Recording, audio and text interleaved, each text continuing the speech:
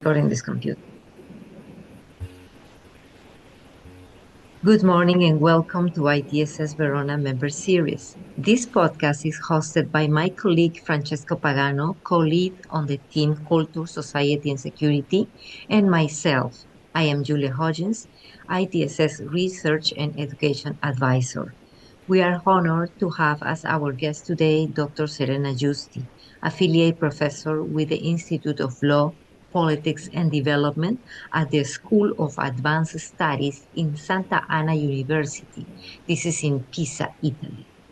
Professor Giusti holds a PhD from the European University Institute.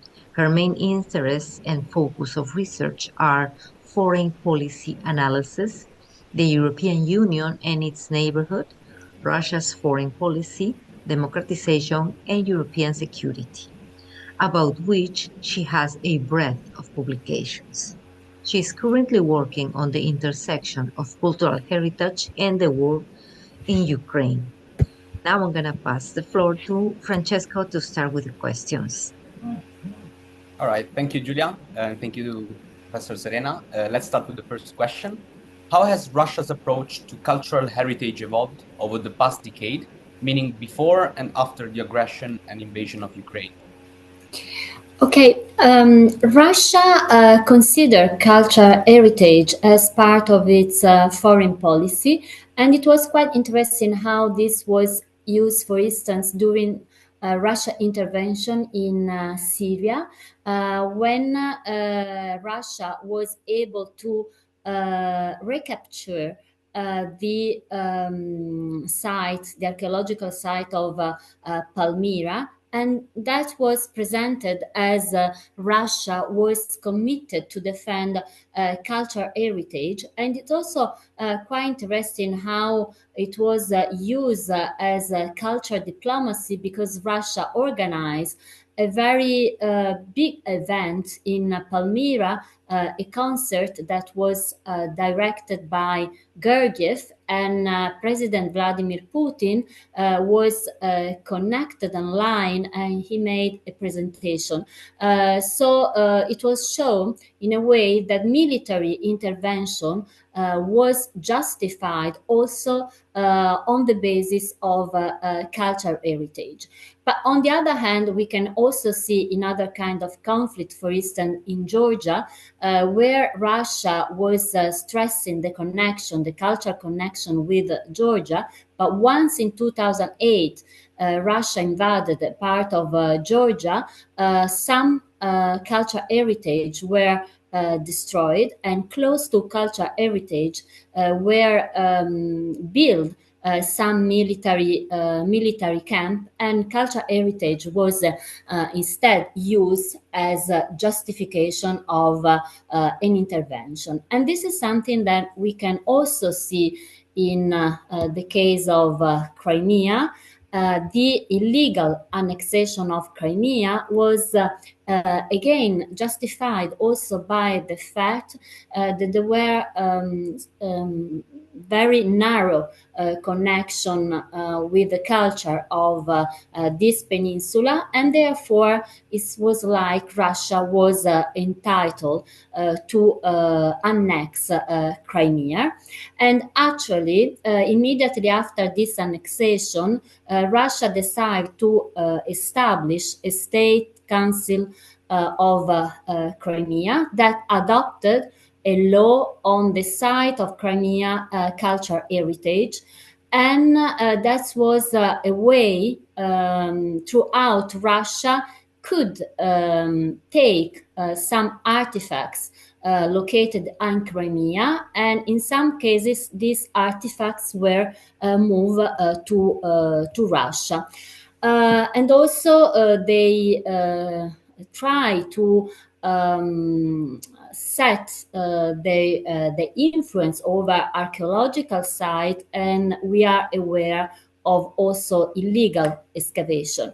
I also add that cultural heritage has been part of the strategy of foreign policy of Russia. So you may find clear reference in this document. And there are some actually analysts that call this a sort of culture statecraft. So culture is really used to create a foreign policy posture of Russia, and is part of its strategy. Thank you very much, Dr. Giusti. You have discussed some specific instances in Ukraine and in other countries of how Russia is attacking cultural heritage. Could you maybe elaborate a little bit more about the modus operandi of some of those examples you mentioned? And in your opinion, which threats are the most deleterious for the long term? If we take again Ukraine as an example, we can see many ways in which Russia is threatening cultural heritage. One is the most brutal one, that means destruction.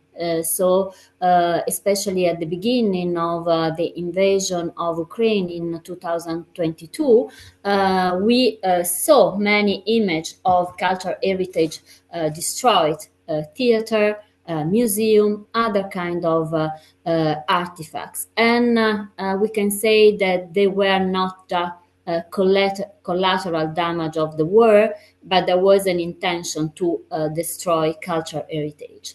As in other words, this has two reasons. One is psychological, because when you destroy theater, museum, library, you threaten really the security of people in terms of ontological security. It's just not personal security, but it's a wider concept of security.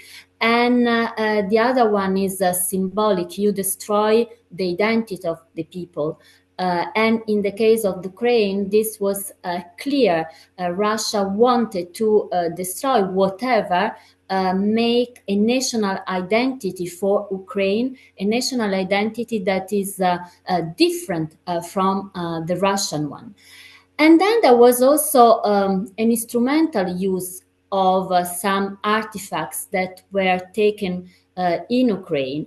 It's quite interesting that, for instance, Russia organized in Moscow some exhibition with artifacts taken from Ukraine that were aimed at proving the Nazi inclination of Ukraine. And as we know, the war in Ukraine has always been presented as a denazification war. And there was another exhibition that was a continuation of the previous project, Ordinary Nazis, Ordinary NATOcism. So this was a clear attack on Western Europe, or NATO, European Union, that were supporting Russia. So cultural heritage has been used for reinforcing some narrative, and again to justify the war and to erase the national identity of Ukraine. That means the possibility for Russia to influence again that country, and probably to take some territory of Ukraine. There was also we have proof of unauthorized and illegal excavation in archaeological sites of Ukraine, and this can be also for economic reason. Thank you, Dr. Giusti, for the very relevant answer. And would you elaborate on how stolen cultural goods are trafficked, and how are those used in sanctions evasion and money laundering? Yeah, this is for the moment. I'm not able to say how these artifacts are used or trade, because, as we know, they may appear in the legal market in few years, not immediately, as it's happened with Syria. We knew that many artifacts were stolen, but probably they still, I mean, they're appearing now, or it can take some years.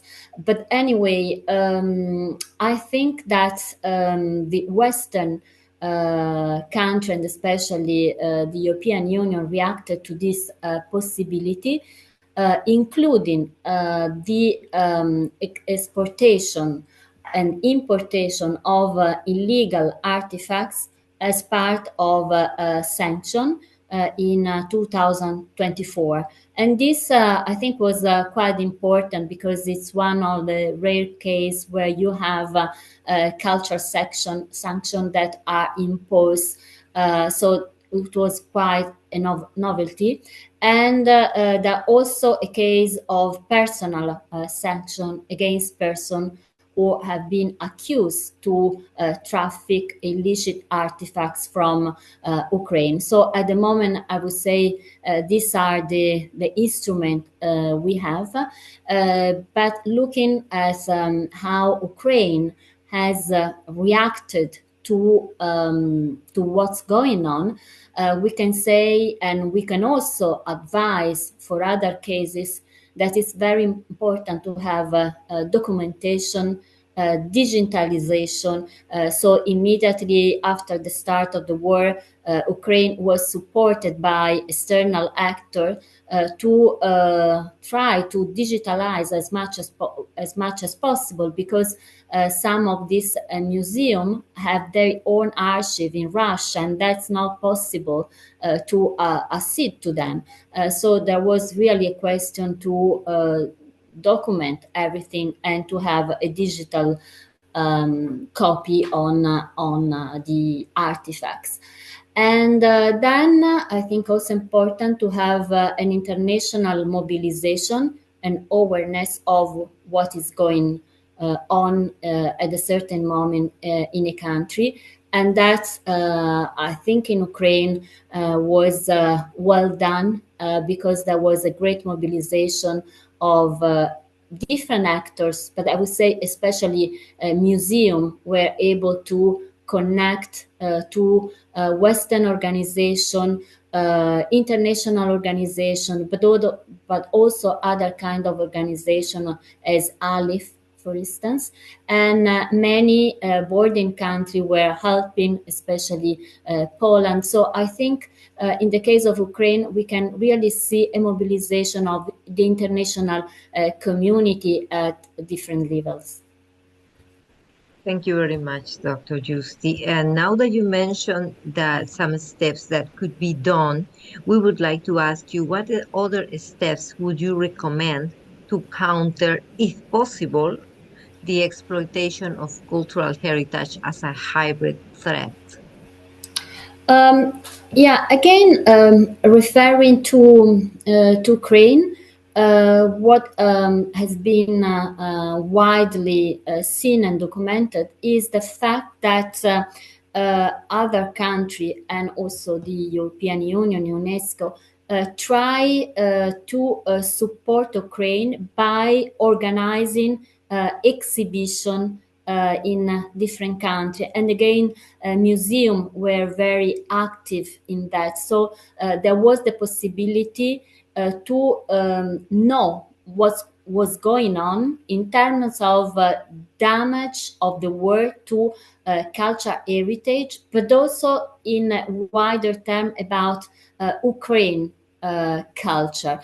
So it was like culturally, Ukraine was alive thanks to the other country that were able to show what was going on, but also to reflect on Ukraine national culture identity. So we can mention many exhibitions that were organized. Apart from that, the European Union has supported also the artists with many programs. So some European programs were open to Ukraine, although Ukraine is not yet member of the European Union. And also it's important to stress that an organization like G7, for instance, organize a panel dedicated to cultural heritage. and especially to support Ukraine. So the attention is still very high on what's going on. And so I think it's very important to internationalize whatever happen in the country. And there are already projects financing commitment by a number of actors, again, even museum. For instance, they are organizing to rebuild, to restructure cultural heritage that has been damaged in Ukraine.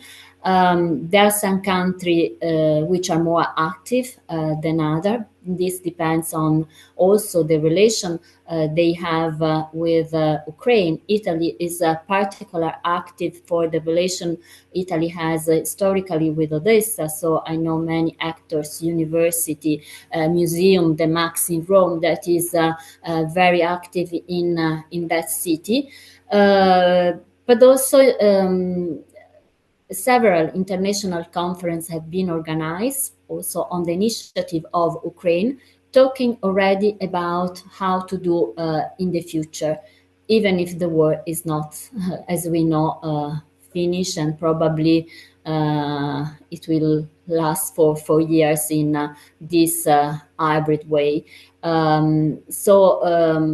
Many actors are engaged already in future plans. What I feel to recommend is that Ukrainian should be